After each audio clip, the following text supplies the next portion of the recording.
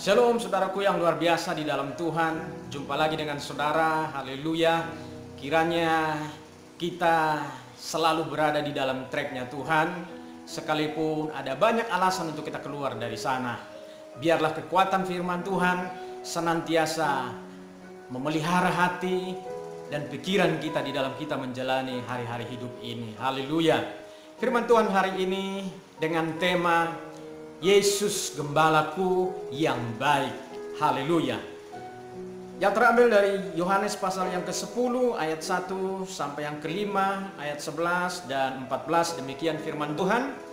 Aku berkata kepadamu, sesungguhnya siapa yang masuk ke dalam kandang domba dengan tidak melalui pintu, tetapi dengan memanjat tembok, ia adalah seorang pencuri dan seorang perampok. Tetapi siapa yang masuk melalui pintu, ia adalah gembala domba. Untuk dia penjaga membuka pintu, dan domba-domba mendengarkan suaranya, dan ia memanggil domba-dombanya masing-masing menurut namanya dan menuntunnya keluar. Jika semua dombanya telah dibawanya keluar, ia berjalan di depan mereka, dan domba-domba itu mengikuti dia karena mereka mengenal suaranya.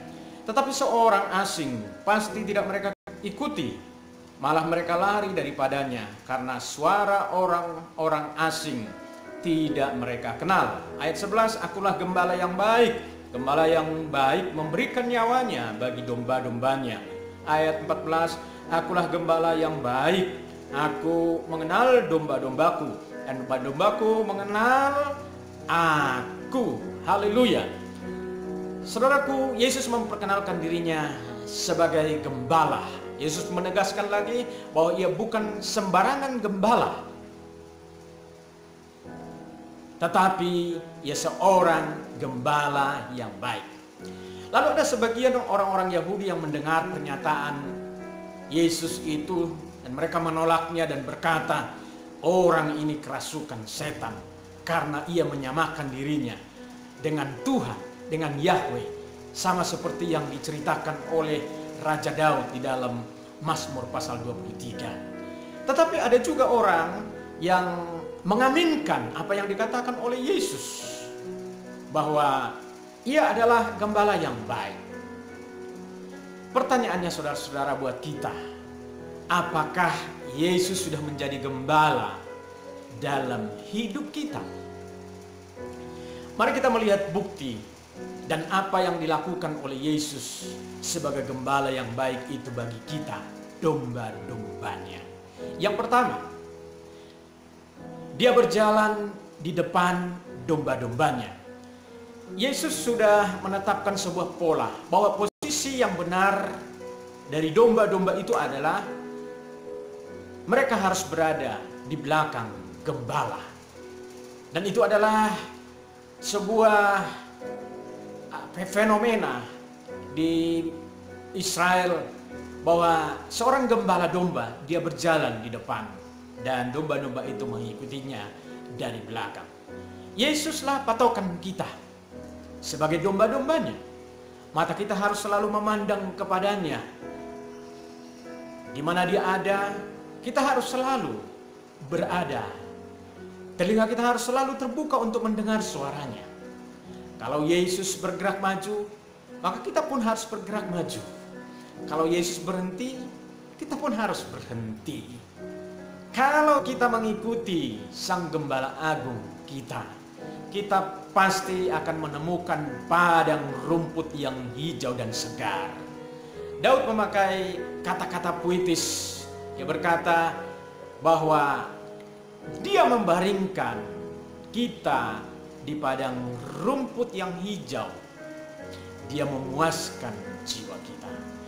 Kalau kita sungguh-sungguh mengikut Yesus, dia pasti memberkati kita. Dia pasti akan melengkapi kehidupan kita, baik secara rohani maupun secara jasmani.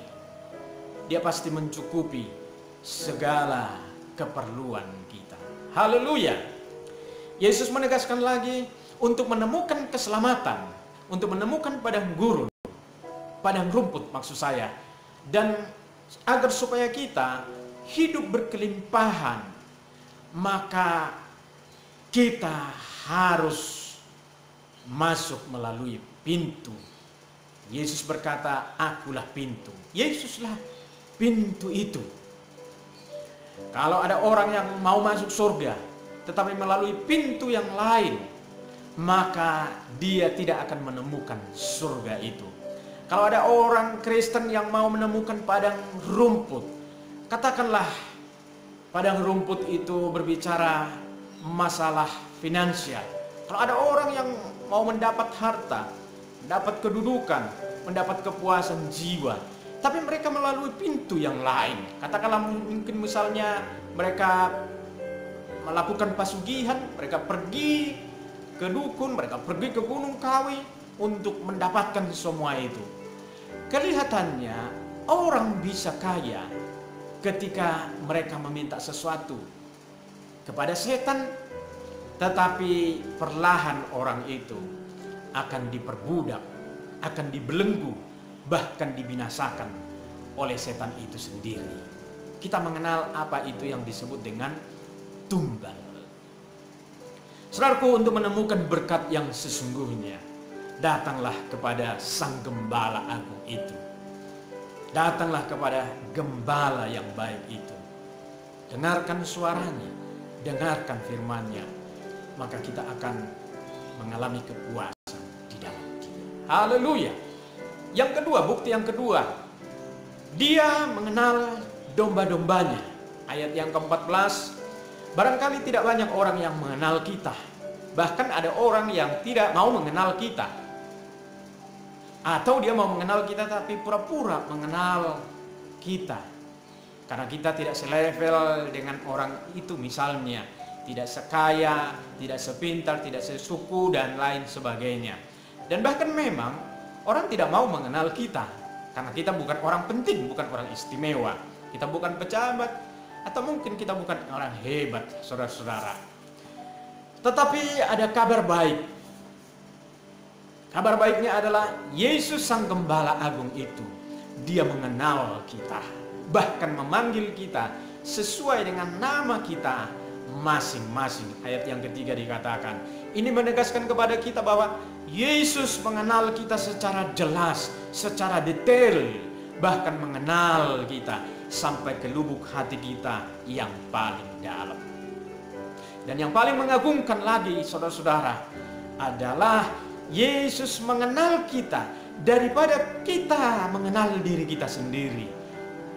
Oleh karenanya, saudara-saudara, apapun yang menjadi persoalanmu, apapun yang menjadi pergumulan dan kerinduan hatimu, Yesus turut merasakannya. Saudaraku, gembala yang baik mengenal domba-dombanya, dan domba-dombanya pun mengenal gembalanya. Ini berbicara hubungan. Setiap saat Yesus ingin mengenal kita lebih dekat, lebih dalam. Bahkan Dia ingin mendekat kita, tetapi kita seringkali menghindar. Kita tidak mau menyediakan waktu kita yang terbaik untuk bersekutu dengan Dia. Alasannya karena sibuklah, karena bisnislah, karena pekerjaan, karena urusan ini dan urusan itu. Saudaraku, Tuhan sangat merindukan kita anak-anaknya untuk kita mengenal Dia, mengenal seluruh kehendak-Nya. Dan Sang Gembala itu rindu untuk menyatakan hidupnya di dalam setiap kehidupan kita anak-anaknya. Haleluya. Yang ketiga, bukti bahwa Dia adalah gembala yang baik. Dia memberikan nyawanya bagi domba-dombanya. Ayat yang ke-11. Pada waktu Yesus mengucapkan pernyataan ini, murid-muridnya tidak menangkap makna di balik pernyataan itu. Sebenarnya Yesus sedang menjelaskan bahwa untuk menjadikan mereka, untuk menjadikan kita menjadi domba-dombanya, harus ada pengorbanan nyawa. Kita semua pada dasarnya adalah digambarkan sebagai kambing. bukan orang yang percaya kepada Yesus, tetapi oleh kematiannya kita dijadikan menjadi domba-dombanya. Luar biasa, Yesus Gembala Agung kita, Ia bersedia memberikan nyawanya untuk kita domba-dombanya. Kalau Yesus sudah memberikan nyawanya bagi kita, apa yang kita ragukan dari Dia?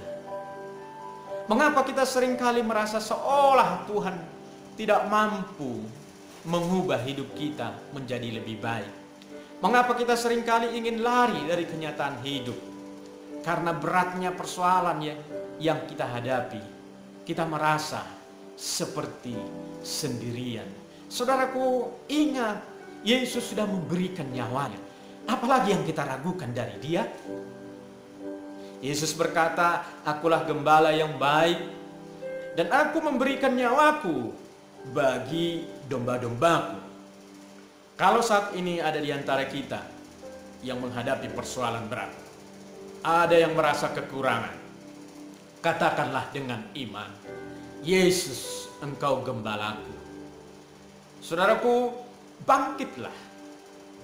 Katakanlah dengan iman bahwa kebajikan dan kemurahan Allah akan mengikuti aku seumur hidupku, dan aku akan diam dalam rumah Tuhan sepanjang masa. Haleluya, haleluya. Tuhan memberkati kita sekalian. Amin. Mari kita berdoa. Kami bersyukur kami punya gembala yang baik, gembala yang selalu menuntun hidup kami ke padang rumput yang hijau dan memberikan kami kelimpahan hidup. Tuhan, terima kasih untuk keagungan gembala kami, bahwa Dia telah memberikan nyawanya dan Dia telah memberikan segalanya bagi kami. Dia mengenal kami melebihi kami mengenal diri kami sendiri. Itulah sebabnya apalagi yang kami ragukan tentang Dia, sebab Dia Tuhan Allah yang begitu mengasihi kami. Terima kasih Bapa, terpujilah Engkau, berkat-Mu melimpah atas setiap kami. Biarlah turunlah berkat Tuhan atas setiap kami, berkat damai dan sejahtera dari Allah Bapa, kasih karunia dan rahmat Tuhan Yesus Kristus, serta pertolongan, penghiburan, kekuatan Roh Kudus menyertai kami sekalian hari ini sampai Maranatha Tuhan Yesus menjemput setiap kami yang percaya. Haleluya, haleluya, amin.